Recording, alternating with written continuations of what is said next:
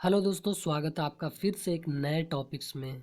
तो ये topics basically एक सीरीज़ की तरह होंगे, यानी कि शॉर्ट सीरीज़ होंगे, जिसमें हम जैव मंडल रिजर्व जो हैं, जैसे कि भारत के जो 12 जैव मंडल रिजर्व हैं, जिसको कि यूनेस्को के मानव एवं जीव मंडल कार्यक्रम के अंतर्गत शामिल किया गया है, यानी कि परिभाषित किया गया है, उसको हम लोग कवर करने का कोशिश करेंगे ये शॉर्ट सीरीज़ में।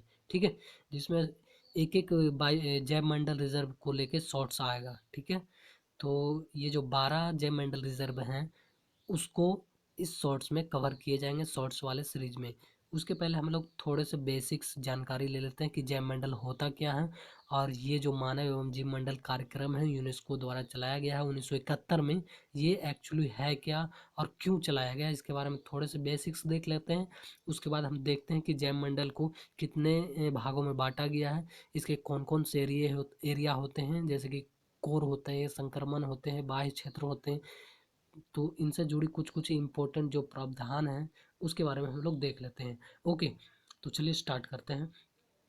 तो आप देख पा रहे हो कि जैव मंडल रिजर्व की जो संकल्पना है, ये संकल्पना यूनेस्को के मानव एवं जीव मंडल कार्यक्रम ओके 1971 के अंतर्गत परिभाषित किया गया है। और इसका जो उद्देश्य है वो ये है कि परितंत्र का संरक्षण करना है और प्रबंधन करना है। यानी कि जो भी जैव मंडल रिजर्व होते हैं वो बेसिकली किस उद्देश्य के लिए बनाए गए हैं, ताकि हम लोग वो जो एक पार्टिकुलर परितंत्र होता है उसका संरक्षण कर पाएँ और प्रबंधन कर पाएँ। ठीक है, तो इसके जो क्रियान्वयन मतलब इसके क्रियान्वयन करने के लिए ये प्रोग्राम चलाए गए हैं। तो ये प्रोग्राम का एक नाम क्या है, याद रखना है आपको, मानव एवं जीव मंडल कार्यक्रम 1971 से ये चलाए जा रहे हैं।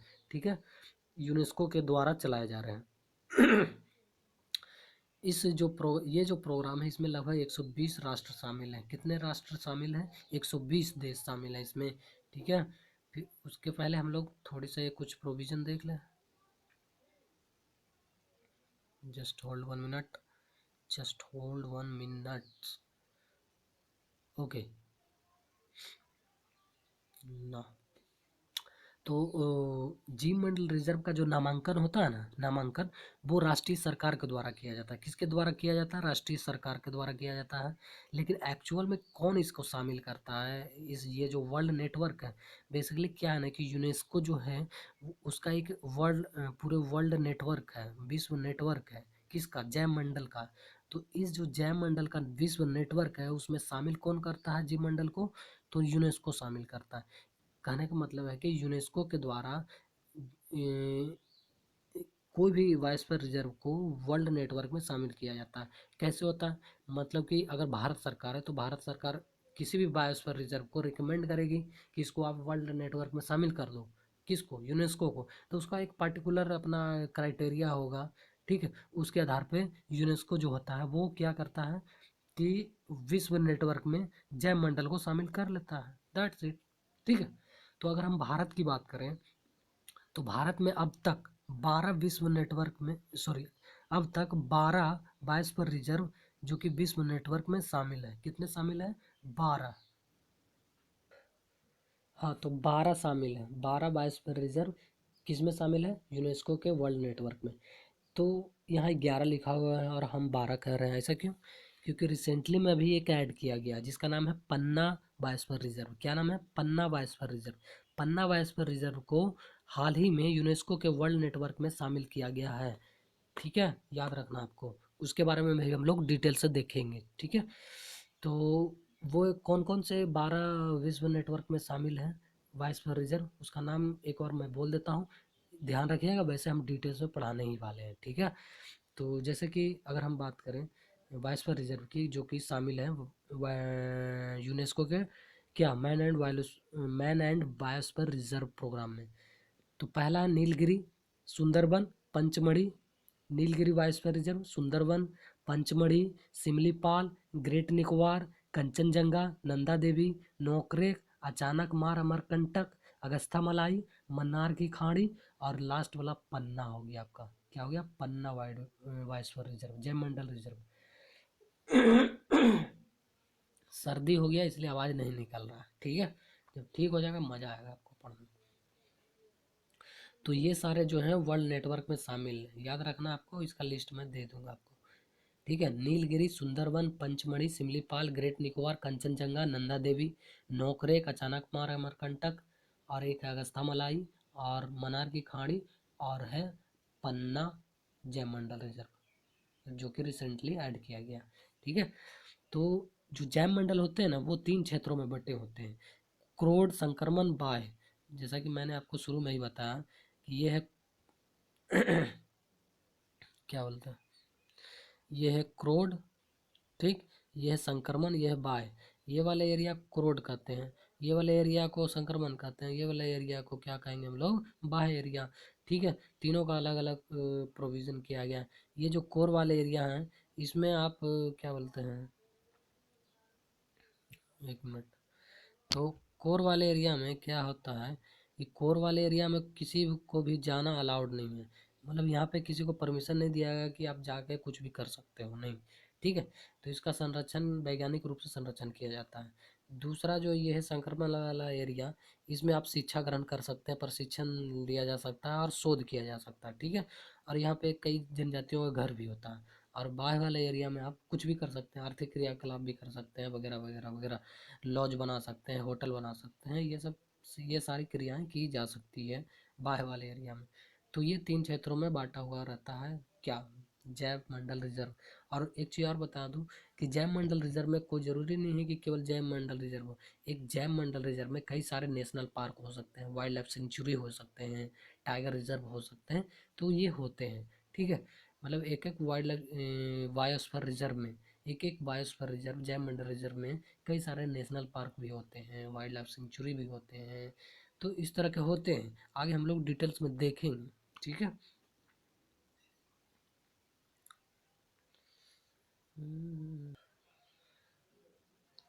ओके। तो जैसा कि मैंने बताया आप लोगों को कि एक बायोस्फीयर रिजर्व में कई सारे national park, wild life sanctuary वगैरह वगैरह होते हैं। तो अगर हम नीलगिरी बायोस्फीयर रिजर्व की बात करें तो सबसे पहले तो हम ये बात करेंगे कि ये किस किस राज्यों में फैला हुआ है, किस राज्यों में फैला हुआ है। तो अगर हम राज्य की बात करें तो केरला, कर्नाटका, तमिलनाडु, ये 3 राज्यों में इसका विस्तार है।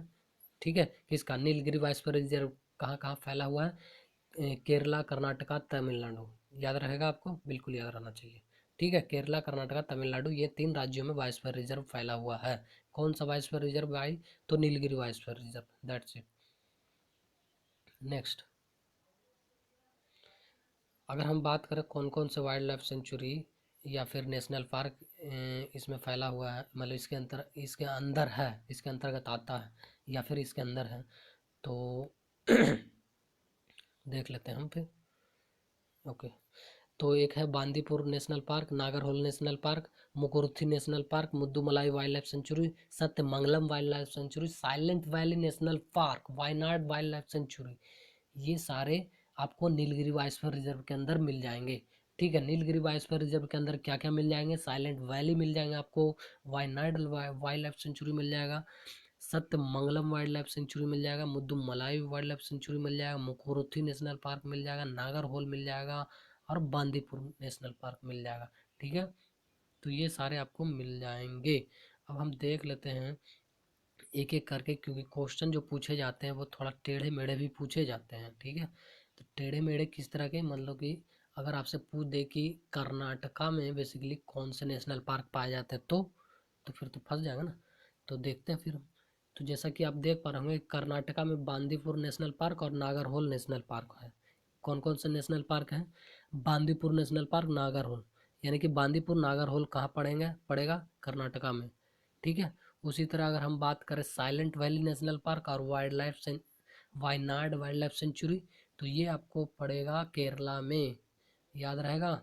साइलेंट वैली नेशनल पार्क कहाँ है, केरला में, वायनाड वाइल्ड लाइफ सेंचुरी कहाँ है, केरला में।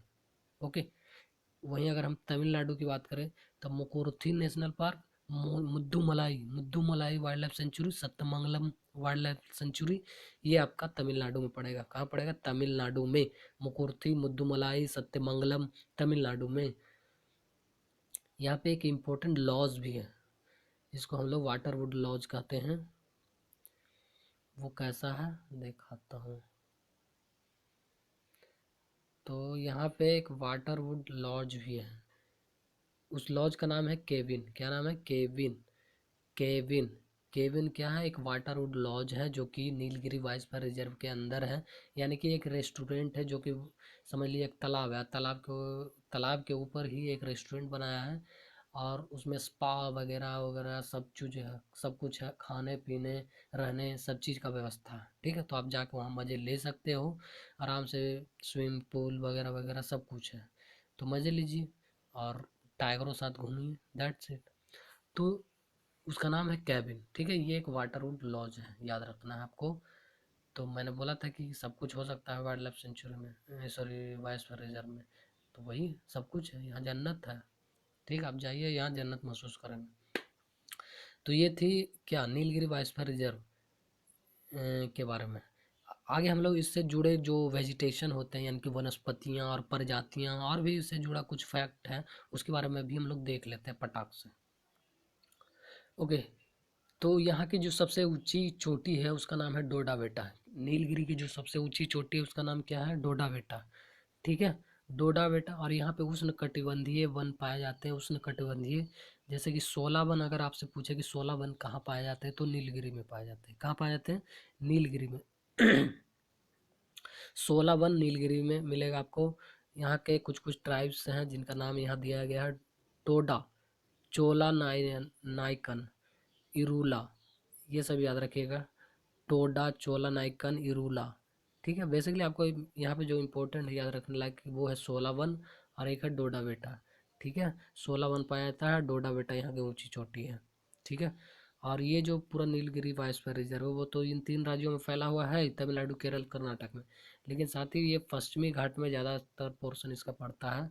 और पश्चिमी घाट के बारे में आप जानते हैं, ये एक विश्व धरोहर है और हॉटस्पॉट भी है। ठीक है, तो हॉटस्पॉट इन द सेंस कि यहाँ पे बायोडाइवर्सिटी बहुत ज़्यादा है, जैव विविधता बहुत अधिक है, इसलिए ये हॉटस्पॉट की कैटेगरी में इसे रखा गया है।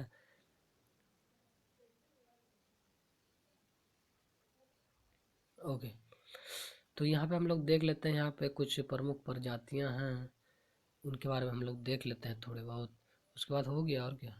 तो यहाँ पे जो प्रजातियाँ हैं वो नीलगिरी लंगूर, याद रखिएगा, नीलगिरी लंगूर यहाँ पाया जाता है।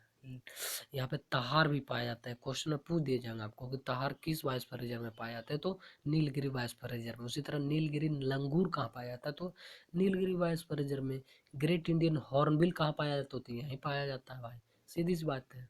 ठीक है, तो ये दो कम से कम आपको तहार के बारे में जरूर याद रखना है। ठीक है, बाकी तो आप पकड़ लेंगे कि ग्रेट इंडियन हॉर्नबिल कहाँ पाया जाएगा, तो ये भी नीलगिरी में पाया जाएगा। ठीक है, उसी तरह चीतल यहाँ पाया जाता है जो कि एक जंगली कुत्ता है। ठीक है, बाघ, हाथी, पैंथरा, टाइगर, स्लो लोरिस, ये सब पाए जाते हैं। ओके, तो बाकी के हम लोग अगले जो शॉर्ट्स सीरीज होंगे जो कि चलाए जाएंगे, इसमें तो मैं बतला दिया।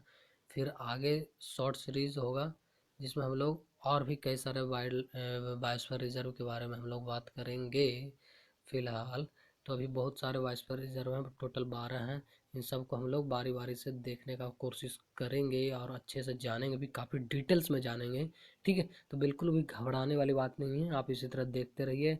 और अगर आपको वाकई लगता है कि ये वीडियो मेरे लिए हेल्पफुल रहेगा, तो प्लीज़ आप लाइक करके और कमेंट आप ज़रूर करेंगे कि यस ये मेरे लिए हेल्पफुल है, तो मैं आगे और बनाता रहूँगा। ठीक है, तो ये, लेकिन ये ज़रूर है कि ये जो 12 जो वो बायोस्फीयर रिजर्व हैं जो कि यूनेस्को के वर्ल्ड नेटवर्क में शामिल है, उन सारे को मैं डिटेल्स में कवर करने जा रहा हूँ।